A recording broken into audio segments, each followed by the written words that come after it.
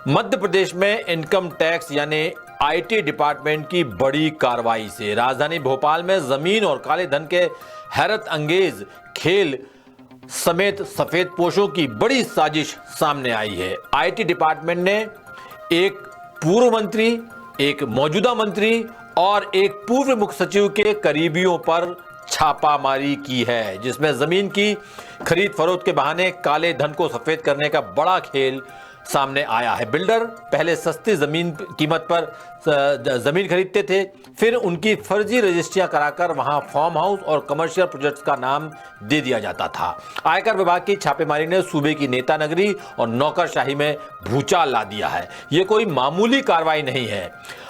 हमारे सूत्र बता रहे हैं, द सूत्र के सूत्र बता रहे हैं कि ये एक बेहद ऐतिहासिक एक्शन है, जिसने नेताओं, अफसरों और बिल्डरों के बेशर्म गठजोड़ को बेनकाब कर दिया है। छापेमारी में जो नाम सामने आए हैं वो न केवल चौंकाने वाले हैं, बल्कि सिस्टम के सबसे ऊंचे ओहदों तक गहराई में जमी भ्रष्टाचार की पोल भी खोलते हैं। आईटी डिपार्टमेंट ने भोपाल समेत इंदौर और ग्वालियर में एक साथ छापा मारा है। खास बात यह रही कि त्रिशूल कंस्ट्रक्शन कंपनी के मालिक राजेश शर्मा के 52 ठिकानों पर छापेमारी में 10 लॉकर्स और भारी मात्रा में ज्वेलरी मिली है। साथ ही विभाग ने बड़े स्तर पर टैक्स चोरी का अनुमान भी जाहिर किया है। देखिए मध्य प्रदेश में जमीनों के जरिए ब्लैक मनी को व्हाइट करने की पूरी इनसाइड स्टोरी।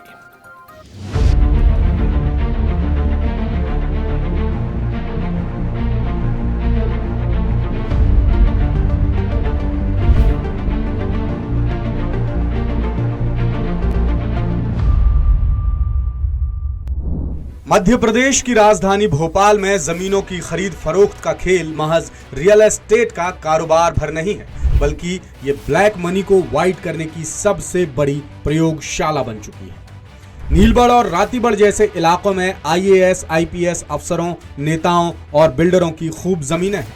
इन्हीं जमीनों पर कई गुना टैक्स चुकाकर काले धन को सफेद किया जाता है।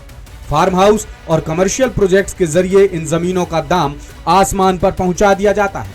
अब इनकम टैक्स डिपार्टमेंट की बड़ी कार्रवाई के बाद सैकड़ों फार्म हाउस और जमीनों के दस्तावेज बरामद हुए हैं, जिनसे ये बात साफ हो गई कि ये खेल बहुत लंबे समय से चल रहा था। सूत्र बताते हैं कि इस गोरख धंधे में शामिल कुछ बड़े नामों पर इनकम टैक्स डिपार्टमेंट की गाज गिरी है। इन पर छापेमारी से मिले दस्तावेजों ने पूरे सिस्टम को हिलाकर रख दिया है।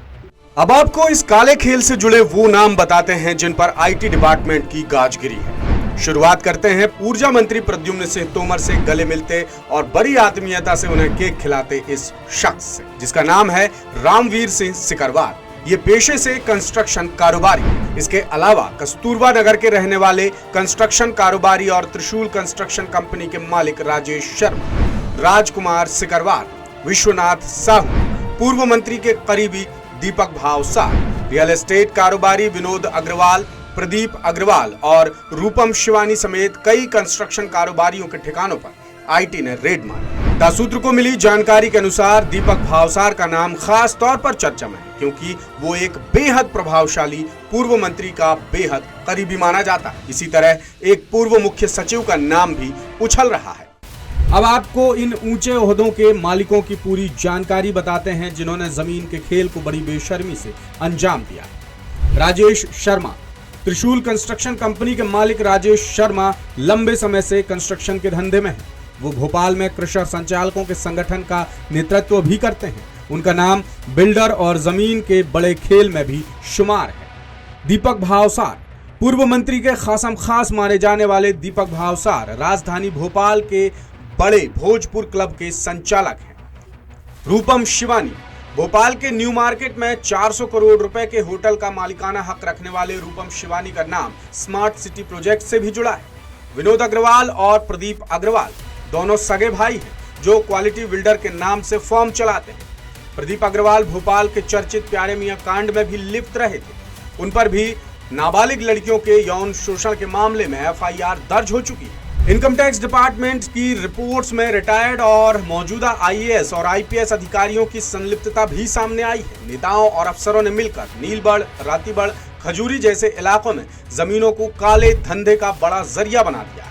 ये कोई साधारण गठजोड़ नहीं, बल्कि ये सिस्टम के सबसे ताकतवर लोगों का ऐसा माफिया नेटवर्क है जिसने भोपाल की जमीनों को काले पैसे का सबसे बड़ा अड्डा बना दिया। अब आपको बताते हैं कि आखिर ये खेल होता कैसा है। सबसे पहले सस्ते दामों में जमीन खरीदी जाती थी, फिर उन जमीनों पर फर्जी रजिस्ट्रियां कराई जाती थी। इसके बाद फार्म हाउस और कमर्शियल प्रोजेक्ट्स के जरिए काले पैसे को सफेद किया जाता है। आयकर विभाग की कार्रवाई में करोड़ों रुपए का काला धन उजागर हुआ है। आयकर विभाग की ताबड़तोड़ कार्रवाई ने यह साबित कर दिया है कि काले धन का यह खेल भोपाल की पहचान को कलंकित कर रहा था, और वो भी बेहद लंबे समय से। बताया जाता है कि छापे में बेनामी संपत्ति के दस्तावेज भी बरामद हुए हैं। नेताओं के करीबियों की कंपनियों में निवेश की फाइलें भी आईटी डिपार्टमेंट ने जब्त की। अब आपको इस मामले में आगे क्या होगा वो भी बताते हैं। दरअसल ये मामला सिर्फ छापेमारी पर खत्म नहीं होगा। जिन नामों की फाइलें खुली हैं उनमें से कई के खिलाफ बहुत जल्द और जांच एजेंसियों की एंट्री हो सकती है। अब माना जा रहा है कि आयकर विभाग ने जब्त दस्तावेजों को फॉरेंसिक एनालिसिस के लिए भेज दिया है और उम्मीद की जा रही है कि आगे और भी बड़े मगरमच्छ पकड़ में आने वाले हैं। अब जान लेते हैं कि इनकम टैक्स डिपार्टमेंट ने आखिर इस कार्रवाई को कैसे अंजाम दिया। तो सबसे पहले भोपाल, इंदौर और ग्वालियर में एक साथ विभाग की टीम ने रेड मारी। भोपाल के नीलबढ़, एमपी नगर, कस्तूरबा नगर, होशंगाबाद रोड और 10 नंबर मार्केट जैसे स्थानों पर कार्रवाई की गई। इस कार्रवाई में त्रिशूल कंस्ट्रक्शन कंपनी पर खासा फोकस किया गया। कंपनी के मालिक राजेश शर्मा के 52 ठिकानों पर छापेमारी की गई। जांच टीम को त्रिशूल कंस्ट्रक्शन कंपनी के 10 लॉकर्स और भारी मात्रा में ज्वेलरी मिली है। आयकर विभाग का अनुमान है कि मामले में बड़ी टैक्स चोरी की गई है। जमीन की खरीद फरोख्त और कैश के लेन देन से जुड़े 10 दस्तावेज जब्त हुए। इसके अलावा बाकी कारोबारियों पर भी कार्रवाई की गई। भोपाल में दीपक भावसार, विनोद अग्रवाल और रूपम शिवानी के यहाँ छापे पड़े। ये सभी प्रॉपर्टी डीलिंग और होटल सेक्टर में इन्वेस्टमेंट करते हैं।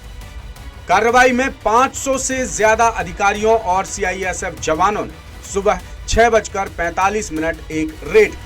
ज्वेलरी का मूल्यांकन और टैक्स चोरी का आकलन अभी भी जारी है।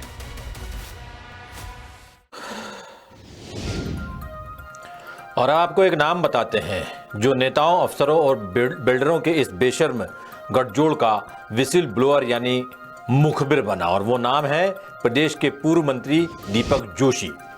जोशी का दावा है कि उन्होंने सूबे में चल रहे जमीनों के बड़े खेल को उजागर करने में बेहद अहम रोल प्ले किया है, अहम भूमिका अदा की है। ये बात तो किसी से छिपी नहीं है कि शिवराज सरकार के दौरान विधानसभा चुनाव से ठीक पहले दीपक जोशी बीजेपी से नाराज होकर कांग्रेस में चले गए थे।